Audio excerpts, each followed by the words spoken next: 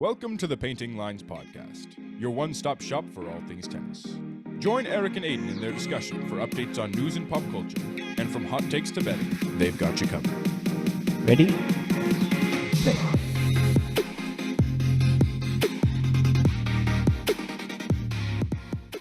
Welcome back to Painting Lines. Last week we discussed a few tournaments with the clay court season in full swing, and this week we'll be covering an interesting topic, discussing the top 5 comebacks of all time.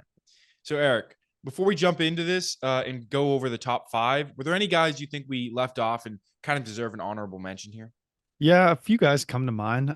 So first, Nicolas Jarry. He had a failed drug test back in 2019, was suspended, came back in 2021, ranked at 1,165, won a challenger, worked his way back up, and by 2023, he was ranked inside the top 20 and number 1 in Latin America.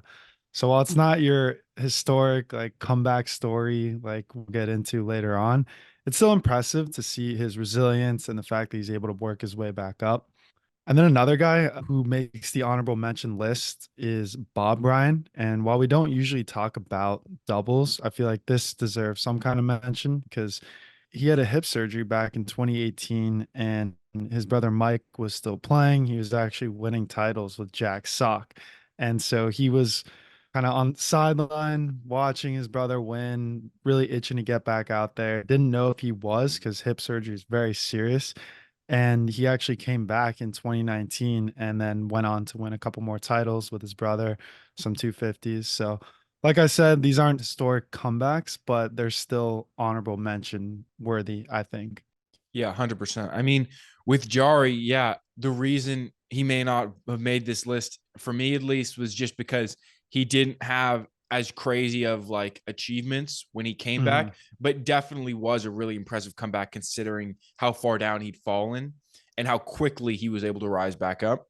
And with the Bryan Bros, yeah, I mean, we definitely don't usually focus on doubles, but this is definitely a an injury that could have been the end of his career, and the fact that he was able to come back and continue to play at near the top of his game is very impressive. Yeah, definitely. And then there's also a couple players who it's too early to tell. Dami Team is someone that went off on injury. He's still not quite back. So who knows, maybe in 5 years we look back and we're like, oh, he made a historic return, won a slam, got injured, didn't do much for a couple years, and then came back and had that. Maybe FAA too. Who Yeah, I mean, knows? my first thought was the other Canadian, actually, Shapovalov, Shapovalov, yeah. because I mean, obviously he just came back recently, and we've been seeing maybe a little flashes of him playing really well in some matches, and then not great in others, and we'll see if maybe he can put it all together. Yeah, nah. Let's get into these top 5, man. These are exciting stories. Yeah, so let's start with number 5. Number 5 for me is the 2003 season of Mark Philippoussis. To me, this is actually like the most unique one on the list, this list, because all the other guys were kind of at the very, very top of the sport, and Philippoussis never really reached the very top. He was within the top 10, but was never like the number one player in the world. And what's interesting about his comeback was, so he made the 1998 US Open final where he lost to Pat Rafter. And after that point, his career kind of got completely sidetracked. Like it was derailed by injuries, but also by a lot of off the court drama about who he was dating and his social life. And I think he had 3 surgeries in between 1998 and 2003. But by the time 2003 rolled around, he was on the way back and he made some big runs at tournaments. He made the quarterfinals in Hamburg, which was a Masters 1000 at that point. He won the 2003 Shanghai Open and he made the Wimbledon final. So he made it all the way back to another Grand Slam final. Only unfortunate thing here was that he ended up playing Federer, who was on the quest for his first Grand Slam title, and Federer ended up getting it done. So it's a tough ending to the story. Would have been really cool for him if he had been able to come all the way back and win the title, but still really impressive. He started the year ranked around number 100 in the world and ended within the top 10, which is a really spectacular jump. And while it's not the biggest achievements, I think it was a spectacular return to form. Yeah, that is a great return. That's funny, the whole dating scene that, was part of why he wasn't back on tour. But I feel like that at that point you have to surround yourself with good people, knowing that like they're gonna pick you up and kind of have your best interests in mind here. I don't know if that was the case, but obviously he was able to make adjustments and get back. Yeah, I mean, I wonder about the dating scene because it seems like it can either be a distraction or it can be an additive for a great player. I think if you look at like the big three and you look at like Federer's wife or Djokovic's wife, they're very supportive, they're very into it. And I don't know if I can say the same thing about Taylor Fritz and Tommy Paul's girlfriends. Yeah, I know. You need a rock, someone who's going to be there through thick and thin. Yeah, I feel like yeah, the other two that you mentioned, those girlfriends are very new age. I don't know, maybe just product of different eras. this isn't a relationship podcast, so let's get back to the tennis aspect here. Uh, So let's go on to number 4, Djokovic in 2018. Now, I think this actually may shock some people because people might think this belongs higher on the list, but we have another one above it that I think is deserving of its placement. So Djokovic, he returned from an injury hiatus after 2017 Wimbledon. He was out for around 6 months. And unlike some other comeback years, it wasn't an immediate success. He lost in the 4th round of the Australian Open, which was actually, I think, the first time or the last time he'd lost until this year was in this 2018 Australian Open. Then he went on to have surgery on his elbow. He was taking a hiatus because of his elbow, but didn't have surgery. And then after this loss, he decided, yeah, let's go through with the surgery. He had a pretty quick return, but didn't really find success in the return. He was losing a lot of first or second rounds until the Italian Open, where he made his first real run, lost to Nadal in the semis, but still was a positive step. And then he got to the grass season and really just made that real step up.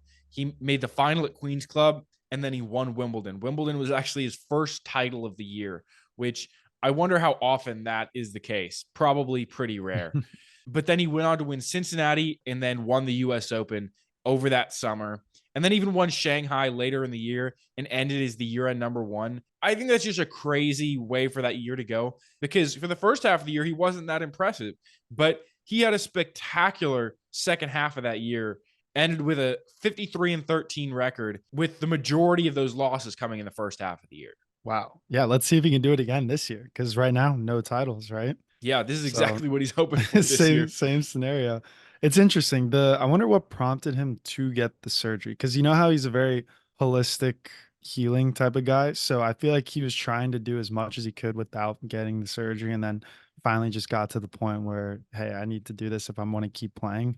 And that's a big decision because elbow surgery, like you never know if you're going to be the same after. Like I'm sure I can imagine what was going through his head after that surgery. 100%. It's always a tough decision to take the surgery, but I think he said, I don't want my career to be over.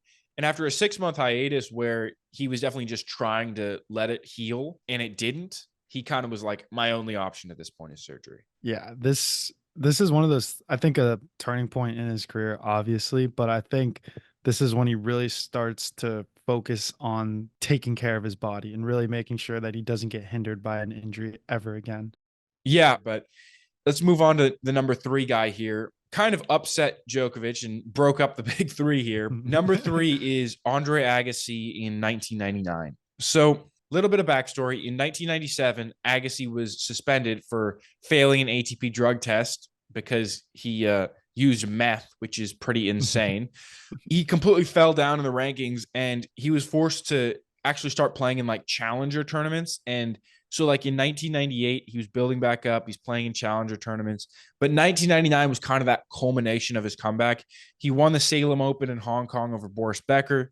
And then in the French Open, he made the final and was down 2 sets before coming back to win the final and complete the career slam. And he was one of only like 5 or 6 guys at that point that had ever done it.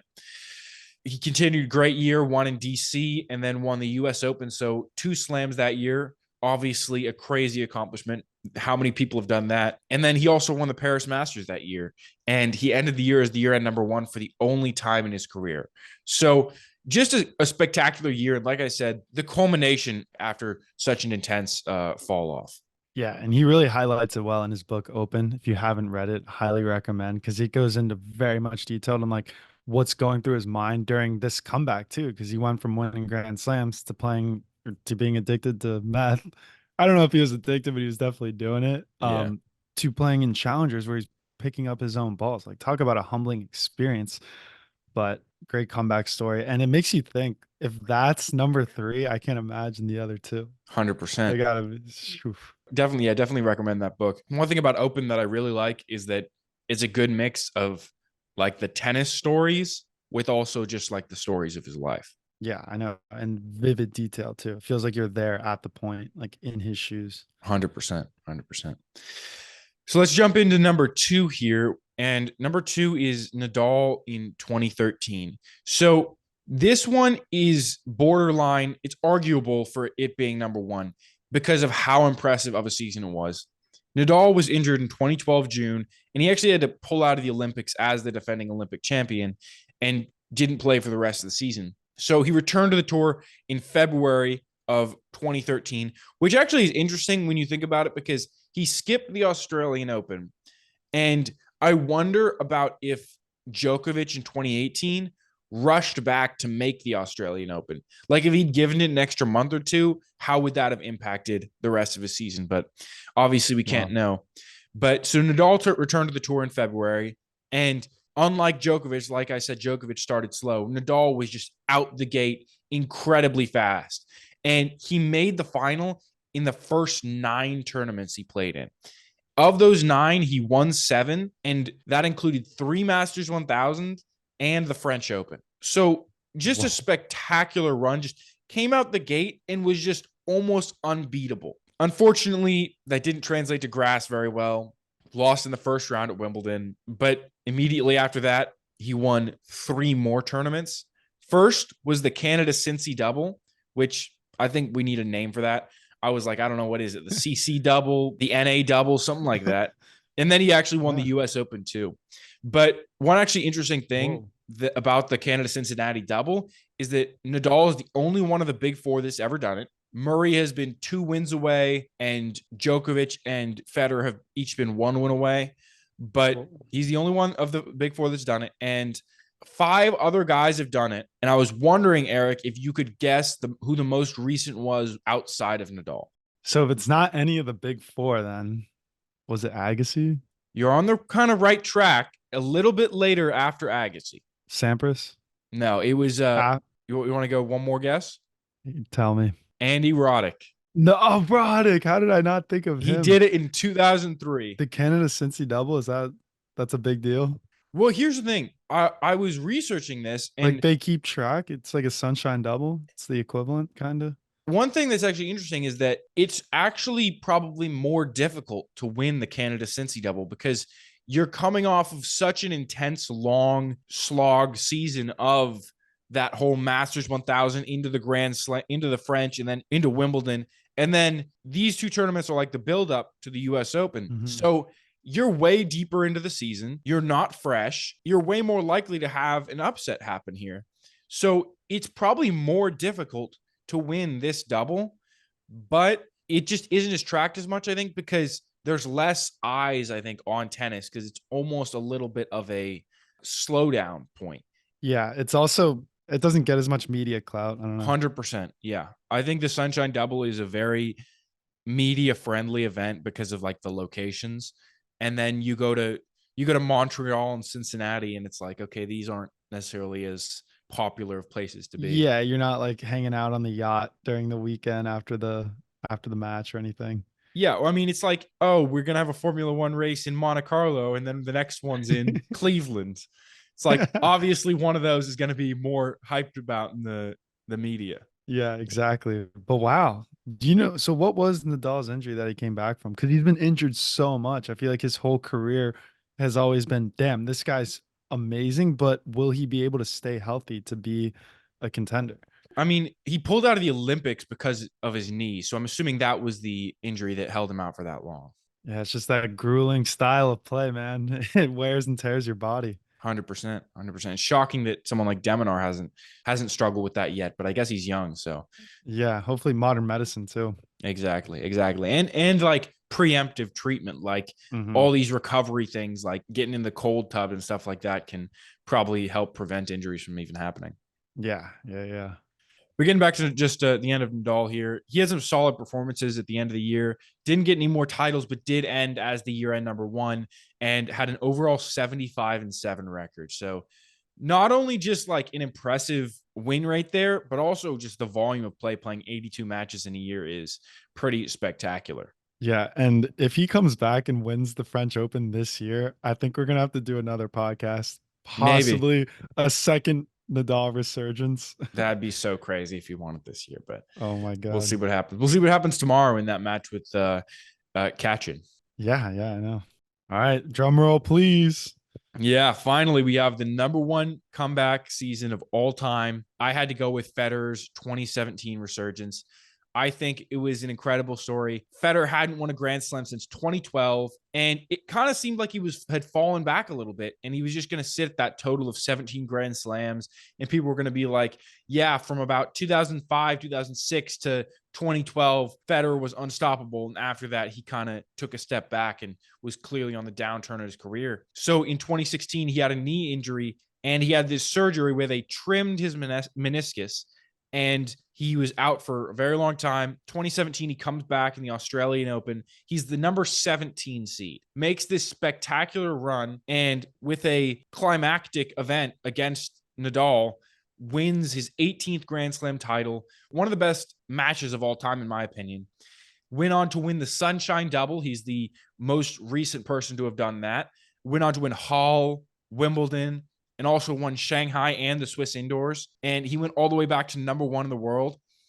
But to me, the biggest part of this season that stands out is that he kind of reforged the idea of like what a tennis player could do later on in their career. He established that, hey, just because I'm older and don't have the same level of mobility as these younger guys, I can be the best in the world based on skill. Yeah, I think this is definitely the most impressive. I feel like because of the fact people wrote him off, like he wasn't expected to do well after. Whereas the other guys, they were still kind of like peaking and they had a better chance of doing well once they returned. Federer, yeah, like you said, people were ready to just be like, hey, you had a good run, but it's over. I think 100% that's a big aspect of this one, because in the other situations, it was like the guys were kind of, yeah, like you said, at the peak of their careers. And people were like, okay, they're having an injury, but they're going to come back at a similar level to where they were. With Federer, they already were like, no, he's already on the downturn. Now he has this injury. He's going to come back and just be like pretty much just throwing it in for the last couple years of his career.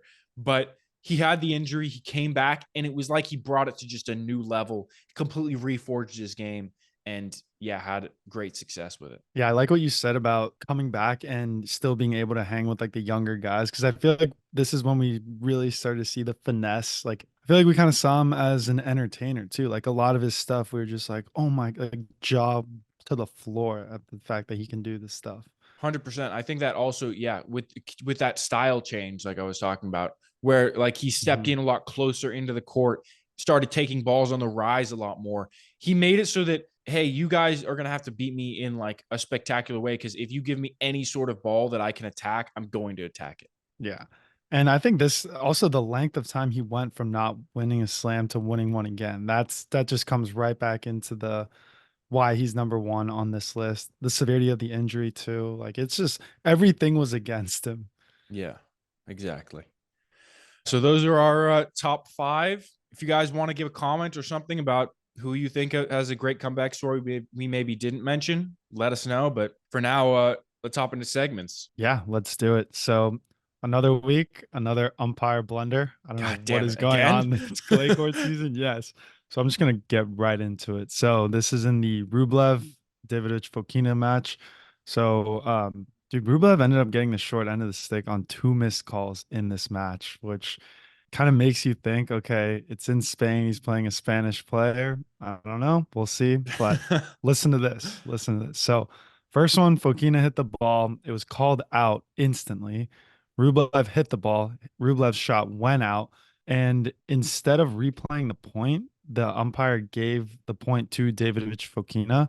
So that's just a missed call because once the call is made instantly, it should be dead, right? So they didn't do that. they let Rublev play the ball out. He hit it long. Anyway, the second one, Rublev hit a shot and it was called out, but then after review, it was in, and Davidovich Fokina didn't have a play on it either way, out or in. But the umpire replayed that point, but not the first one. He replayed that one. And so Rublev is fuming at this point. He's had two calls go against him. And I'm just thinking, what's the point of having replay? Wasn't replay instated for this exact reason, or like at least the one before? I don't know what's going on here. It's just kind of disappointing. I feel like Rublev was against everyone here, the crowd, the player, and the umpire now. Yeah, the ATP is just putting in terrible umpires so that they can back up their decision of adding like the eagle eye or whatever. They're like, Yeah, yeah, guys, this is why we need it. See how bad refs are, but yeah, I that's know. that's really bad. I mean, we've talked about this so many times already this clay court season. It's happened, like you said, every single week. There's been some sort of issue with this, and we didn't talk about it a single time during the hard court season because you can't argue with the what the computer said about whether it was in or out. I know. I feel like we have this situation where there's just all these refs in like a ref union or something, and they got all the power. They can't get fired. They can't get fined. All this. And you heard about the MLB umpire that's back after being suspended, or no? I did not. So I'll go off on a tangent real quick, but there's an MLB umpire who was suspended for all these for just making bad calls, and now he's back, and then he's making more missed calls, and people are so mad because he's part of a union, and they don't fire. It's just it makes it too hard to fire the It's like umpires. tenure. Yeah, exactly. You So can't it's fire just me. and it's crazy. They have I think it was a Twitter account that tracks how many missed call, like a missed call percentage on umpires, and he's at like 90% or something. Yeah, It's breaks just breaks the terrible. scale. Yeah. So I wonder if it'd be interesting to see in tennis if umpires and refs have stats. Like if you can see how many missed calls they've made in their career, that'd be Probably pretty not. I feel like interesting. it's probably pretty difficult to track that. Anyway, hold these refs accountable. What about you? What did you see 100%. in the news? I saw that Larry Fitzgerald, speaking of another American sport, Larry Fitzgerald made a comment and he said that tennis athletes are the best in the world. Fitzgerald is obviously he's an Whoa. American football legend. He's second in career receiving yards and receptions. And just to hear a guy like that, who is such an incredible athlete, say that tennis athletes are the best in the world is just, it's great to hear because I think people overlook tennis as kind of a display of athleticism because of that connotation behind it that it's like, oh, it's this country club sport played by lazy rich people and it's almost like it's played with a glass of white wine in your hand while you're playing. It's like, oh yeah, you hit the ball and then you walk over and take a drink and it's whatever. But I think people overlook the fact that it's one of the most physically demanding sports, especially since guys are out there on the court for like 4 to 5 hours. Yeah, love to hear that. That's great for the brand. That is awesome. I feel like country club tennis and tennis are just two different sports, like the hit and giggle aspect, like you said, take a drink, maybe even wear some long pants. Yeah. Like totally different from what we have now. Yeah, 100%. Yeah, so what'd you see for bet of the week this week? Bet of the week. This one's an interesting one. So I'm taking Greek Sport plus 185 over Rublev. So Rublev has the 2-0 head to head, but they've never played on clay. So those two wins were on grass and hard. And I was watching Greek Sport against Runa, and he played very solid defense, was able to counter punch. And I feel like that type of matchup plays well with Rublev, especially since the clay is going to slow down Rublev's forehand, his very strong forehand significantly. Greek Sport is a guy who's not afraid to come to the net either and play some offense, which could pay dividends against a guy like Rublev, who likes to hang back on the baseline and just kind of rip shots, not play super aggressively at the net. So I'm going with this. I'm a little nervous. I'm not fully convinced, but with the way Rublev has been playing like recently, it's not a terrible bet. But then he also is coming off a big win against Davidovich Fokina. So we'll see how this one plays out. Yeah, I mean, I get the reasoning. I think it obviously when you're taking the underdog, it's always a tough bet, but Mhm. I can see why you're looking at Greek sport here. Yeah, and the odds actually shifted within the last 30 minutes. So originally it was plus 170, now it's to 185. Yeah, got to get those So better odds. They just get a yeah, yeah, nice yeah. nice extra payout. How about you? What are you seeing? Yeah, What are you taking this? I'm going with Korda plus 155 over Medvedev. So Korda is actually his best surface based on win percentage is clay. Actually, okay. His best is indoor hard court, but his clay is better than his normal outdoor hard court record. And he's 2-2 against Medvedev, and they've played both times on hard court. And as we know, Medvedev hates playing on clay, isn't as good on clay. Korda, as I said, is pretty solid on clay. I think the fact that Medvedev is probably going to take a step down and Korda may take at least a lateral step to a step up playing on clay, I think he has better than plus 155 odds to beat him. Yeah, I like that. I like that a lot. I think it's funny we're going against Medvedev and Rublev too, just notorious guys who aren't big play fans. But when is this match? Is this later today or is this I believe it's tomorrow? tomorrow. Nice. I'm definitely Might gonna be the watch first that. match tomorrow. So Cool. early. Yeah, I know. Yeah. How about match of the week? What'd you go for Even this week? dude, speaking of comebacks, I'm going with Tommy Paul just because he recently came back from an ankle injury, high ankle sprain.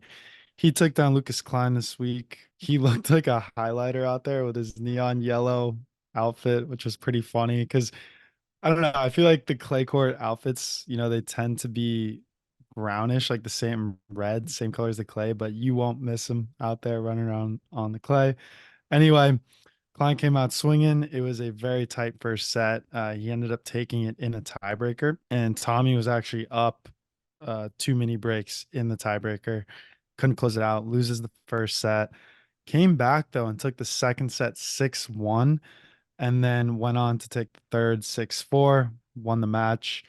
All in all, he looked pretty good out there. Nothing special. His footwork was a little slow, but he was attacking the net. He was, moving relatively well for having just been back after a couple months. And then big props on the composure, the mental side of losing that first set tiebreaker after being up, pulling himself together, and then winning the match. So this kind of makes you think about Clay and it being easier on the ligaments and joints, like whether he was able to come back and play better on clay versus a hard court.